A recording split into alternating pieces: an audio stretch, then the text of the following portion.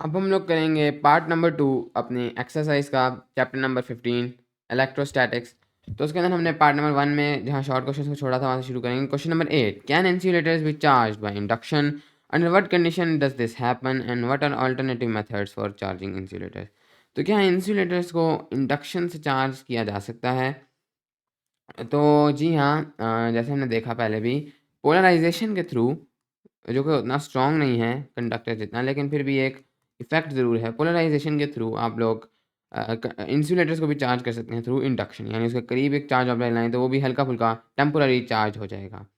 Under what conditions does this happen? तो again ये सब इंसुलेटर्स में नहीं होगा। ये एक सिंपली एक पोलराइजेशन है। आपका चार्ज इनफ स्ट्रॉन्ग होना चाहिए और इसके अलावा आपकी जो कंडीशंस हैं वो भी ठीक होनी चाहिए, ड्राई होनी चाहिए, ताकि चार्ज इधर-उधर डिसिपेट ना हो। देन नेक्स्ट है, and what are alternative methods for charging insulators. और इसके अलावा और कौन से मेथड हैं जिससे आप इंसुलेटर्स को चार्ज कर सकते हैं? और जो बहुत कॉमन मेथड्स हैं इंसुलेटर को चार्ज करने के, उनमें से नंबर 1 है आपके पास चार्जिंग बाय फ्रिक्शन। तो आप लोग फ्रिक्शन से इंसुलेटर्स को चार्ज कर सकते हैं। उनको जब आप रगड़ेंगे तो फिर आप इंसुलेटर्स को चार्ज कर सकते हैं। इंसुलेटर्स को आप और भी कई तरीक़ों से चार्ज कर सकते हैं। मेबी आप उनके ऊपर एक फ़ोर्सफुल इलेक्ट्रिक फ़ील्ड लगाते हैं, फ़ोर्सफुली आप उससे करंट विथड्रॉ करते हैं, तो ये भी पॉसिबल है। सो थ्रू इलेक्ट्रिक करंट भी उनको चार्ज किया जा सकता है। लेकिन जो मेन मेथड है इंसुलेटर्स को चार्ज करने का, दैट इज़ फ्रिक्शन। फ्रिक्शन ही वो मेथड है जिसके ज़रिए से इंसुलेटर्स को आम तौर पे चार्ज किया जाता है। Okay, next question. What is corona discharge around conductors specially sharp points. तो कंडक्टर्स के इर्द-गिर्द कोरोना डिस्चार्ज क्या है, और ख़ास तौर पे शार्प पॉइंट्स के इर्द-गिर्द? तो जैसे हमने देखा था, वेरी सिंपल है। ऑलरेडी इस पे एसएलओज़ में बात कर चुके हैं कि अगर हमारे पास ये वायर है और इसका ये बहुत ही शार्प पॉइंट है। ये तो शार्प नहीं है, लेकिन अगर कोई इस तरह का एक पॉइंट बना हुआ है,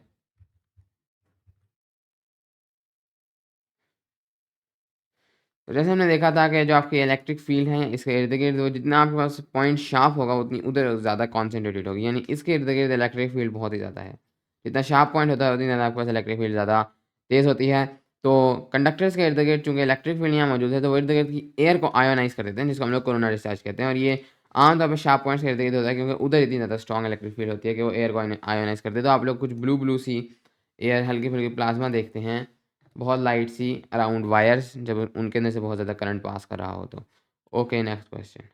ओके, नेक्स्ट क्वेश्चन है आपके पास, how does electric field concentration cause ionization and what are its practical uses और प्रॉब्लम्स। तो ये जो आपके पास अगेन हमने पहले पढ़ा, कोरोना डिस्चार्ज हुई है, electric field concentration cause ionisation. तो दिस इज़ कोरोना डिस्चार्ज, कि कैसे electric field concentration specially near sharp point जो है वो आयोनाइज़ कर देती है एयर को। Corona discharge. सबसे पहले आप पूछते हैं हाउ डज़ के कैसे, तो कैसे का जवाब यही है कि आपके पास इलेक्ट्रिक फील्ड की कॉन्सेंट्रेशन बहुत ज़्यादा है, तो आपके जो एटम्स हैं उनके अंदर से इलेक्ट्रॉन्स को निकाल देते हैं, तो वो आपके पास प्लाज्मा बन जाता है या आयोनाइज़ हो जाता है। तो दिस इज़ प्रीटी सिंपल। और उसके बाद है and what are its practical uses और प्रॉब्लम्स। तो इसके प्रैक्टिकल यूजेस क्या हैं कि आप इसको यूज़ कर सकें कोरोना डिस्चार्ज इफेक्ट को। तो हमने जो इस एसएलओस में पढ़े थे, उनमें से एक यूज़ हमारे पास कोरोना डिस्चार्ज का था, दैट वाज़ ईएसपी या इलेक्ट्रोस्टैटिक प्रेसिपिटेटर। हमने देखा था कि कैसे एयर जाती थी, तो ऊपर आपके पास एक ग्रिड होती थी, एक चार्ज्ड ग्रिड, एक चार्ज ग्रिड होती थी जो कि आपकी जो डस्ट पार्टिकल्स थे उनको एक चार्ज दे देती थी, और फिर ऊपर मेटल प्लेट्स होती थी जो ऑपोजिट चार्ज की देती थी, तो वो उस एयर से डस्ट पार्टिकल्स को अट्रैक्ट कर देती थी। लेकिन ये जो चार्ज ग्रिड थी, ये सबसे पहले डस्ट पार्टिकल्स को चार्ज कैसे देती थी, क्योंकि डस्ट पार्टिकल्स वहाँ गुजरने से उनको चार्ज नहीं मिलेगा, तो उनको चार्ज मिलता था आयोनाइज्ड एयर से, क्योंकि इस पे इतना ज़्यादा स्ट्रॉन्ग होती थी इलेक्ट्रिक फील्ड, और इतने शार्प पॉइंट्स होते थे कि इधर हर तरफ आपके पास अंदर कोरोना डिस्चार्ज के थ्रू प्लाज्मा बनता था। तो जो एयर प्लाज्मा में से गुजरती थी उसके डस्ट पार्टिकल्स चार्ज हो जाते थे। तो इस तरह से आपके पास कोरोना डिस्चार्ज के थ्रू वो उस एयर के डस्ट पार्टिकल्स चार्ज होते थे। तो ईएसपी या इलेक्ट्रोस्टैटिक प्रेसिपिटेटर में हम लोग कोरोना डिस्चार्ज को यूज़ करते हैं। इसके अलावा अगर हम लोग इसकी प्रॉब्लम्स को देखें, तो प्रॉब्लम में से भी एक प्रॉब्लम हमारी हमारे सिलेबस में डाली गई है, जिसके बारे में हमने डिटेल में पढ़ा, दैट वाज़ लाइटनिंग। कि लाइटनिंग में कैसे लाइटनिंग में कोरोना डिस्चार्ज तो नहीं था, directly electric field concentration cause ionisation था, क्योंकि आपके पास ऊपर नेगेटिव चार्ज था, नीचे पॉजिटिव, तो बीच में इलेक्ट्रिकल ब्रेकडाउन हो गया, या आपके पास जो इलेक्ट्रिक फील्ड कंसंट्रेशन थी वो इतनी ज़्यादा बढ़ गई, electric field is from positive to negative, कि आपके पास उसने अंदर तमाम मवाद को आयोनाइज़ कर दिया और उसका इलेक्ट्रिकल ब्रेकडाउन कर दिया। Okay, next question. What causes लिchtenberg figures to form after lightning strikes, why don't they always appear? तो कभी-कभी अगर लाइटनिंग किसी ऐसी जगह पर लगे जहाँ पर लिchtenberg फिगर्स का बनना पॉसिबल है, जिनके बारे में हमने पढ़ा था। फॉर एग्जांपल आपके पास है ग्लास, ग्लास से भी ज़्यादा पॉपुलर एक और सब्सटेंस है एज़ाइलिक, या इवन आपके पास जो ह्यूमन स्किन है, इनके ऊपर आपके पास जैसे हमने देखा था ये ब्रांच लाइक पैटर्न्स बनते हैं जो कि करंट का बताते हैं कि करंट कहाँ-कहाँ से गुज़रा है। इनको हम लोग लिchtenberg फिगर्स कहते हैं। तो ये अगर लाइटनिंग स्किन के ऊपर गिर जाए तो स्किन पर भी ये बन जाते हैं, और अगर ये एज़ाइलिक पे गिर जाए तो वहाँ पे भी बन जाते हैं। तो जब लाइटनिंग ऐसे जगहों पर गिरती है नॉर्मली जब इंसानों को लगती है तो उनके ऊपर फिर ये लिchtenberg फिगर्स बन जाते हैं टेम्पोरेरी, और ये हमेशा अपीयर इसलिए नहीं होते क्योंकि तमाम सब्सटेंसेस पर ये नहीं बनते। Okay, next question.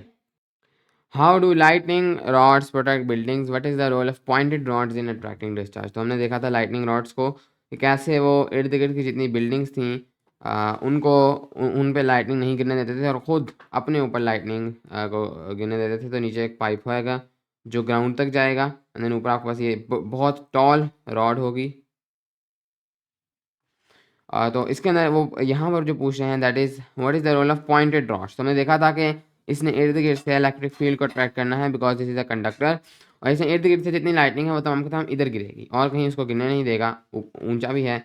तो इसके अंदर पॉइंटेड रॉड्स का क्या फ़ायदा है? तो ऊपर से ये पॉइंटेड क्यों होती हैं रॉड्स? तो इसका रीज़न सिंपल है, क्योंकि जब रॉड्स पॉइंटेड होती हैं तो आपके पास जो इलेक्ट्रिक फील्ड कॉन्सेंट्रेशन है वो बढ़ जाती है। जैसे जैसे जब ऊपर से आपके पास जो इनिशियल स्ट्रीमर्स होते हैं जब वो आते हैं तो वो पॉइंटेड जगह पर ऑटोमेटिकली ज़्यादा अट्रैक्ट होते हैं। तो इस वजह से जो पॉइंटेड रॉड्स हैं वो आपके पास ज़्यादा अच्छे तरीके से लाइटनिंग को अट्रैक्ट कर सकती हैं। Okay, next question. How can lightning rod design and placement be optimized for better protection? तो लाइटनिंग रॉड का जो डिज़ाइन है उसकी प्लेसमेंट इसको कैसे हम लोग ऑप्टिमाइज़ कर सकते हैं या अच्छा कर सकते हैं ज़्यादा प्रोटेक्शन के लिए? कौन सी चीज़ें इसकी प्रोटेक्शन मज़ीद बढ़ा देंगी? तो अगर आपके पास ये लाइटनिंग रॉड है तो जो सबसे पहली चीज़ करना ज़रूरी है वो तो है ऑफ कोर्स इसको ग्राउंड करना। ग्राउंड के बगैर तो ये काम ही नहीं करेगी, करंट कहीं और ही ले जाएगी। तो सबसे पहली चीज़ जो इसके डिज़ाइन में ज़रूरी है दैट इज़ इसको ग्राउंड करना, या प्लेसमेंट में ज़रूरी है इसको ग्राउंड करना। नेक्स्ट इसके डिज़ाइन में कि ये बहुत टॉल होना चाहिए ताकि ऊंचा हो, ऊपर से ही बिजली को अट्रैक्ट कर ले। नेक्स्ट अगेन पॉइंटेड रॉड्स होनी चाहिए जो हमने देखा। सॉरी। और इसके अलावा जो आपके पास लाइटनिंग रॉड है उसको वो हमेशा एक रेडियस कवर करेगी, यानी इस तरफ भी जाएगी और इस तरफ भी जाएगी। तो आपको अपनी जगह के सेंटर में उसको लगाना चाहिए, ना कि किसी कोने में। तो centre position.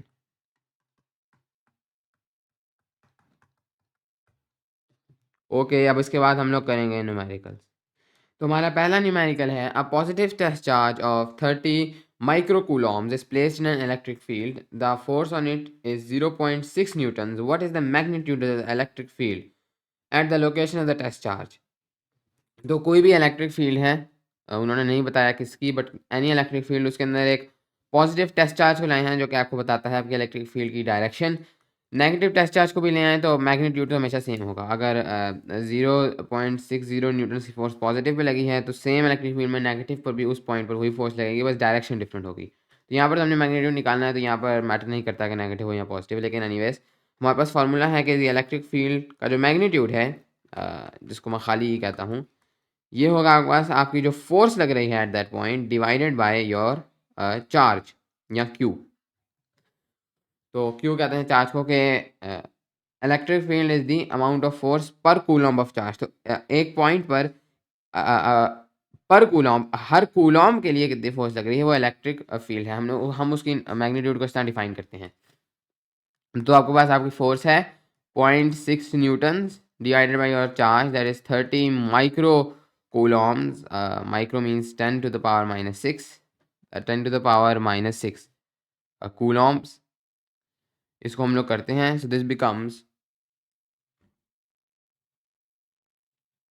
this comes as 20,000. So 20,000 newtons per coulomb. This is हमारी electric field intensity at that point. यहाँ पे इसको लिख सकते हैं as 2.0 into 10 to the power 4 newtons per coulomb in scientific notation. So yes, this is our answer. Okay, next question. How much force is exerted on a charge of this in the field of strength this? So आपके पास एक field है जिसके अंदर जो strength है उस field की that is 1.7 × 10⁻⁶ Newton पर कूलम, यानी वो कोई भी चार्ज आ जाए तो उसके पर कूलॉम के ऊपर इतनी फोर्स लगाती है, ये उस फील्ड की स्ट्रेंथ है। So this is towards the right, यानी इसकी डायरेक्शन टूवर्ड्स द राइट है, जैसे उन्होंने ड्रॉ भी की हुई है। एंड देन इसके अंदर आपके पास आप एक चार्ज को लाते हैं जिसका मैग्नीट्यूड है इतना माइनस, और जब माइनस है तो this means that this is a negative charge, not a positive charge. तो ऑफ कोर्स इसके ऊपर जो डायरेक्शन लगेगी, इसके ऊपर जो फोर्स लगेगी उसकी डायरेक्शन इलेक्ट्रिक फील्ड के ऑपोजिट होगी, क्योंकि किसी भी नेगेटिव चार्ज पर जो फोर्स लगती है वो इलेक्ट्रिक फील्ड के ऑपोजिट होती है, क्योंकि इलेक्ट्रिक फील्ड को हम नापते पॉजिटिव के कन्वेंशन से हैं। सो नो सबसे पहले हम लोग निकाल लेते हैं कि इसके ऊपर हमारे पास कितनी जो है वो फोर्स लगेगी। हमारे पास फॉर्मूला है E is equal to F divided by Q. इसके अंदर हमें E भी पता है और Q भी पता है। सो E इज़ 1.7 इंटू 10 to the power 6 newtons per coulomb the electric field intensity. उसके ऊपर जो फोर्स लगानी है वो हमने निकालनी है, लेकिन हमें चार्ज भी पता है, that is -1.0 into 10 to the power -6 coulombs. जब हम लोग इसको सॉल्व करते हैं फोर्स के लिए, जब हम लोग इस नीचे वाले को उधर ले जाएंगे, दिस वन, इसको जब हम लोग उधर ले जाएंगे और फोर्स के लिए सॉल्व करेंगे तो आपके पास आंसर आएगा। So 1.7 multiplied by 10 to the power 6 multiplied by 1.0 multiplied by 10 to the power -6, this becomes 1.7 but -1.7. तो this minus sign, this mean something कि ये आपकी इलेक्ट्रिक फील्ड के ऑपोजिट डायरेक्शन में, क्योंकि उसका इनिशियली उसके साथ माइनस साइन था, वो एक नेगेटिव चार्ज था। तो एनीवेज जो फोर्स लगेगी हम लोग कह सकते हैं कि 1.7 न्यूटन्स की लगेगी अगर हम सिर्फ मैग्नीट्यूड बताएं तो, और साथ में अगर हम लोग डायरेक्शन को इस तरह से लिखें जिससे इन्होंने लिखा है तो हमें पता था कि this was running from left to right, क्योंकि ये राइट की तरफ जा रही थी, तो ये इसके ऑपोजिट लगी है, माइनस का साइन है तो this will be towards the left. हम इसको इस तरह लिख सकते हैं, फिर माइनस साइन खत्म करके हम ये लिख देंगे। ओके, नेक्स्ट है आपके पास, now when the electric field strength is double how much force is exerted on a charge of this. तो अब हम लोग जब इलेक्ट्रिक फील्ड स्ट्रेंथ को डबल कर दें तो फिर अब उसी चार्ज को हमने पॉजिटिव कर दिया है, यस, हाँ उसी चार्ज को हम लोगों ने पॉजिटिव कर दिया है, तो अब उसके ऊपर कितनी जो है वो लगेगी। तो सबसे पहले तो पॉजिटिव हो गया है तो डायरेक्शन सेम होगी, लेकिन स्ट्रेंथ अब डबल हो चुकी है। इसको मैं दोबारा से कैलकुलेट करते हैं। E is equal to F divided by Q. E is strength double, यानी इसके साथ बस एक मल्टीप्लाई बाय 2 आ जाएगा। सो 1.7 मल्टीप्लाई बाय 2 हम लोग कर लेते हैं। So this will be 3.4. This will be 3.4 into 10 to the power 6, और इधर से आ जाएगा इंटू हमारे पास जो चार्ज है दैट इज़ 1.0। अब हमारे पास है 1.0, माइनस नहीं है, -6 coulombs, and this one was newtons per coulomb is equal to the force, और फोर्स हमेशा आपके पास न्यूटन्स में होती है, ये कूलॉम कूलॉम कट जाएगा। ओके, तो इधर ये हो जाएगा हमारे पास 3.4 into 1, so and then 10 to the power 6 into 10 to the power -6, this becomes 1, so ये सिंपली हो जाएगा 3.4 will be the force, and इसके साथ एक पॉजिटिव का साइन है, this means it is in the direction of the electric field. यहाँ हम लोग देख सकते हैं 3.4 newtons which is to the right side, in the direction of the electric field. Okay, yes, so अब हमारे पास है नेक्स्ट न्यूमेरिकल। नेक्स्ट है find magnitude of the positive test charge that experiences a force of 0.5 newtons when placed in an electric field of 2.0 newtons per Coulomb. Okay, सो इसके ऊपर भी हमारे पास simple हमारा फॉर्मूला लिखना है कि force is equal electric field intensity is equal to the force per coulomb of charge, यहाँ पर charge which is represented by Q. तो इसके अंदर अगेन पिछले सवालों की तरह आपने दो वैल्यूज डालनी है, तो तीसरी निकल आएगी। आपको यहाँ पर पता है आपकी फोर्स, आपको यहाँ पर पता है इलेक्ट्रिक फील्ड इंटेंसिटी, तो आपने चार्ज निकालना है, यानी इसको अगर आप उधर ले जाए तो ये this becomes F divided by E. Force is 0.5 newtons and then the E is 2.0 newtons per coulomb. Newton newton कर कूलॉम ऊपर तो कूलॉम आ जाएगा, so this becomes 0.5 divided by 2, this is going to give you 0.25 coulombs, so this is our answer.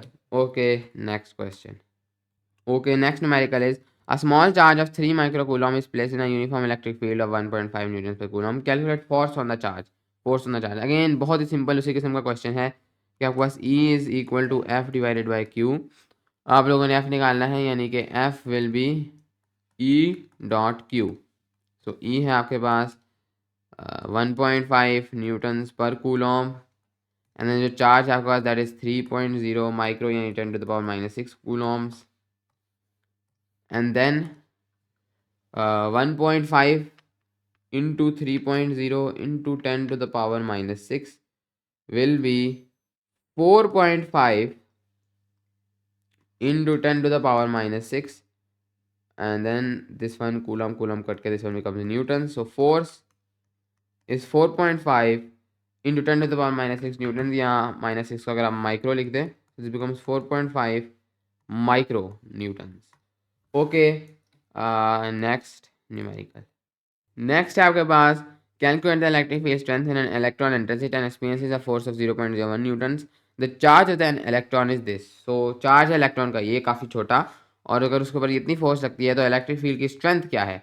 ये चीज़ याद रखना ये चीज़ याद रखनी है कि ये हमने कहाँ से निकाला. हमें पता है कि 1 coulomb is approximately equal to 2.45 नहीं 2.45 नहीं दिस वॉज 6.24 इंटू 10⁻18 ई या एलिमेंट्री चार्ज जैसे हमने देखा था कूलॉम की ये वैल्यू थी. तो इधर से हम लोगों ने अगर 1 ई के लिए सॉल्व करें यानी इसको उधर जाकर डिवाइड कर दें this becomes 1 divided by 6.24 into 10⁻18 E 18 Coulomb's. तो इसका अगर आप लोग सॉल्व करेंगे तो आपके पास ये आएगा अप्रॉक्सीमेटली इसके करीब करीब. सो यहीं पर आप 1 ई के लिए ही सॉल्व करें. 1 elementary charge is the amount of charge on an electron. Okay anyways हम लोग देखते हैं.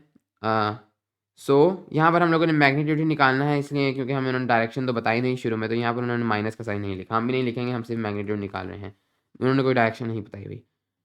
Experience is a force of this. हमारे पास है E is equal to F divided by Q. Force है हमारे पास 0.01 न्यूटन्स और जो चार्ज है दैट इज 1.6 इंटू 10⁻⁻19 कूलॉम्स.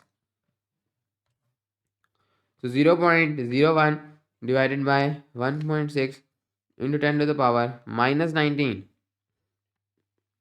या in other words 6.25 into 10⁻16 newtons per coulomb. So this is your electric field intensity. ऐसी इलेक्ट्रिक फील्ड की जो इतनी फोर्स लगाएगा एक इलेक्ट्रॉन पर और ये काफ़ी ज़्यादा इंटेंस है क्योंकि अगर इलेक्ट्रॉन पर भी इतनी ज़्यादा फोर्स लगा रही है कोई फील्ड तो जाहिर है वो काफ़ी ज़्यादा ताकतवर होगी. Okay next numerical. Okay final numerical. What is the magnitude of force on an electron release from rest in a uniform electric field of magnitude this. So ये भी इलेक्ट्रॉन के बारे में है बट फ्लिप हो गया question. E is equal to F divided by Q. आपको Q पता है E पता है बट F नहीं पता है यानी उसके ऊपर फोर्स कितनी लगेगी. सो हम लोगों ने F निकालना है. F उसके ऊपर जो फोर्स लगेगी E उन्होंने हमें बता दिया है that is 20 Newton's per coulomb. Electron का charge that is always fixed. That is जो हमने पिछले क्वेश्चन में भी देखा that is 1.6 into 10⁻⁻19 coulomb. Okay so बस हम लोगों ने इन दोनों को मल्टीप्लाई करना है और हमारा आंसर आ जाएगा. तो 20 into 1.6 multiplied by 10⁻⁻19 will give us 3.2 into 10⁻⁻18 newtons. So this is the amount of force on that electron in this electric field. Okay इसके साथ ही हमारे पास ये इस चैप्टर की एक्सरसाइज और ये चैप्टर कंप्लीट हो गया. Thank you.